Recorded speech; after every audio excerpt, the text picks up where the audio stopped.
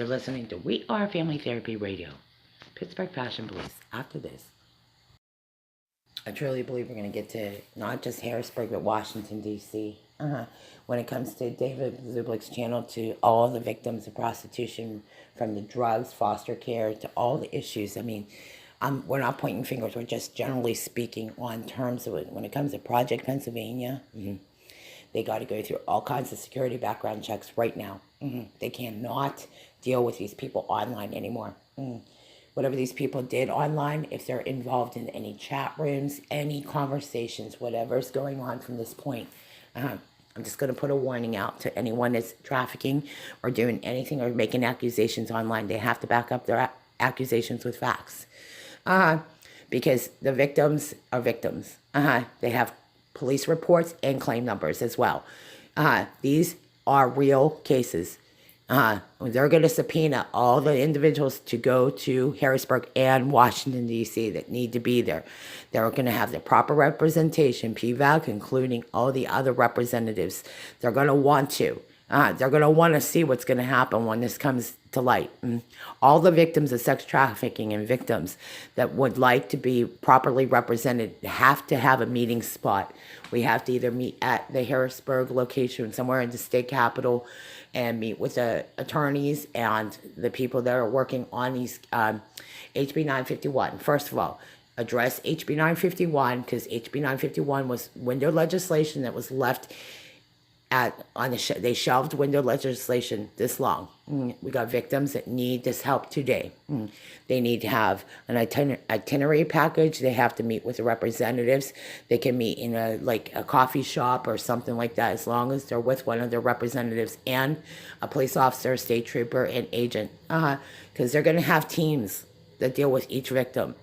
Each family, each victim has a team that'll work closely with the victims. They'll have to do security checks. They'll have to be guarding the door. Basically, the security guards will not only have a security desk in the front room, but they have a security desk here on the porch. They go through several things here at home, especially with cybersecurity issues online. For whatever reason, our abusers are playing out a fantasy at home. They've been playing out a sex fantasy with us. So it's obvious that there's been some trafficking issues at home. It doesn't matter if it would be in a shelter or it's on the street. For whatever reasons, whoever's got personal information or data on you, you have to be assigned an attorney. You have to be assigned your caseworker. Everyone's assigned. Each family has a representative. As far as I'm concerned, if it's not happening, they will have it. It'll be in place by the end of this conversation. They have to have their representatives and attorneys right here. They have to meet their security team, and they go through several things with the victims. Trauma issues, sometimes the kids black out. So we have a trained therapist and FBI agents that would work with each other. That's just how it is. It's been like this since 1985. When it comes to sex and abuse trafficking, they do not leave their team, period. Listen to We Are Family Therapy Radio, Pittsburgh Fashion Police, and all the other people that need to be relocated. They do what they call a transport. See, one of the general concerns is with paramedics and doctors and lawyers and anyone that's ever dealt with a victim. They got to run through background checks. They got to make sure the victims are okay. They got to be assessed at the hospital. They have to go through blood work. They're going to have to go through several blood work tests. They're going to have to go through HIV testing, all the stuff. I mean, it's just a reality, especially with the drug trafficking. Especially depending on how many partners. You don't know if these children had partners with thousands of people. Unfortunately, a lot of the children that are raped have been with thousands and thousands of individuals. And we're talking children under 10. So anyone that's having sex with children right now, just be forewarned. If the children have STDs, there's something seriously. I'm going to ask 1,000,001 questions. I have like 20,000 questions to ask. You don't know anything about the people that you're talking to. You don't know anything about them. And you don't know if the children have been raped. You don't know anything about anyone. Whether they talk to someone online, they do not know anything about their victims. They don't know if their victims, the family victims, were raped 20 times. They don't even know anything about anything. You have no idea how many children have been raped. They may have been with 5 or 10 different 100 partners. You don't know. All you'll know is that eventually when the gloves are off, the gloves are off. This is why I can't sleep with your bat, sleep with a broom, sleep with a weapon, sleep with something. Because the other individuals were sexually assaulting us the whole time, in the backside, in the back area. And the individuals that were sexually abusing us this way, whether it be cybersecurity or not, they're not allowed to abuse anybody. If they're doing something, they didn't ask for your permission. Because I said no, I meant no, I said no, and I'm going to keep saying no. Everyone that's abused anyone online, I'm telling you right now, you're hearing it online, no more. Whatever you're doing online, whatever you've been doing, and whatever those people were doing, I'm telling you right now, no more. Stop what you're doing. No more. No more abusing me and my family. No more. I said no. No is no. You're listening to Amateur Radio Network. That is on recording, by the way. When these people say no, and those people would not stop abusing us, we said no, and I will tell you in Bridgewater, and we tried to get in touch with the police officer, we tried to get in touch, and they still won't stop abusing us. They will not stop abusing us, and they're going to stop what they're doing. I am sick and tired of the abuse. I'm sick and tired of these people picking us up and trying to use us and put us on the corner. You sick jerk. Stop what you're doing. More after this. This is the reality. This is why we have a radio channel now. Because if this radio channel, one thing you can do is get it through to the police. At least that way we can record it. A lot of times you can't even pick up most of the abuse. The police officers, here's the controversy the police officers have. They say they can't prove it in court. Then you can't prove sexual abuse. They're playing out a fantasy online using cybersecurity. They could go into now virtual reality. They could do all kinds of things on the dark web. You don't have to prove physical evidence. I can tell right now that there was something going on with a chair, had something to do with a movie, had something to do with some other things. I can tell. If somebody doesn't want to have sex, they got to respect the fact that I said no. And the fact is, the police officers say, well, you can't prove it in court. Yes, you can. I bet you there's somebody online who's tracking these individuals and doing things that they're not supposed to do. Something about our flesh, our side, the behaviors and interactions, especially with this time of year, it's a reality. And I talked to police officers. You got to do your homework. The police officers who were involved in dealing with these type of abuse victims, the victims did not ask to be abused. Okay, just make sure that there's any confusion on this. There is no one invites being abused. If they're doing something, they're going to do it whether you have clothes on or clothes off. That's the whole point about abuse.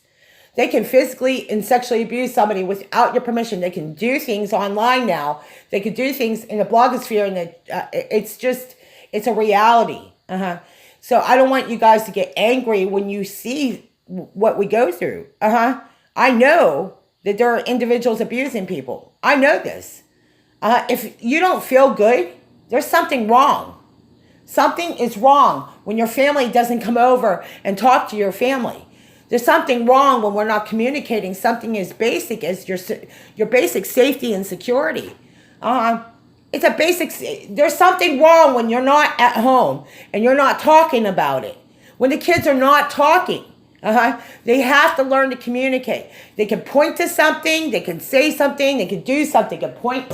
Tell me what about the drugs. Tell me what about breast cancer. What did we learn in school today? Those are the basic questions. Like, what do you think about domestic violence? Do you want to draw pictures? Draw pictures about what you saw. Did you learn something at the assembly? These are some general questions that we need to ask our family, our kids, if they go to the assembly, if they went to this event. Do they know anything about crisis intervention? Do they know these things? Do they know how to call 911? Amen. Because learning how to call 911 is a good way to start. Thank you for listening to the Fashion Police here at We Are Family Therapy Radio. Our abusers just got caught with their pants down, the issue with the table. And let me tell you the reality of this time of year. When you talk about how they can burn a body. This is the reality. The floaters and the bodies. This is the reality. They got to look at arson cases. They got to look at some of the other issues. Because listen, if they're going to hide their crime, they'll hide their crime no matter what. Listen, when they deal with an abuser, and they're doing what they know is a search and rescue, they can find the charred remains, and that's what we've learned. We learned this about what happened in Tennessee. Listen, if they're going to hide their drug and sex trafficking and the raping of, we just learned this right now. What happened to Christopher and Shannon? This is a reality. This is the drug and sex trafficking that we're talking about. What happened is that Shannon and Christopher were basically going out with their friends that night. They were going out to watch a movie. And the turn of events happened so quickly. Shannon was backed in a corner. From what I get, Shannon was backed in a corner, and she was raped to the point. I mean, they raped somebody to death. I mean, that's what they mean. How they raped somebody to death. Christopher was burnt alive. So when they talk about the reality of rape, you think about what happened to Shannon and Christopher. You think about what happened to Addie Hozak. You think about all these victims and what families are going through right now. So this is your reality. This is a reality for our family. The trauma, the nightmares, the ordeal that we've been through. So escaping some of it is nice. And we're going to need some time off. Big time.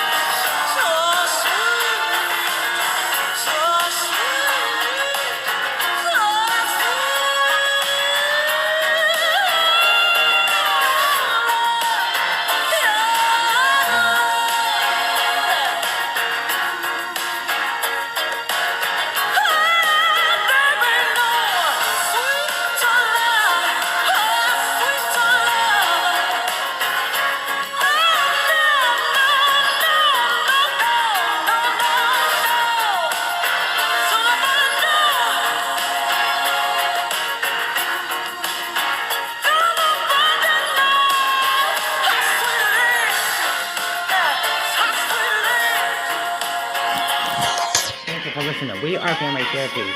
When they go through an arraignment and a process and a hearing for soliciting and prostitution, trust me on this. The facts are the facts. That's all.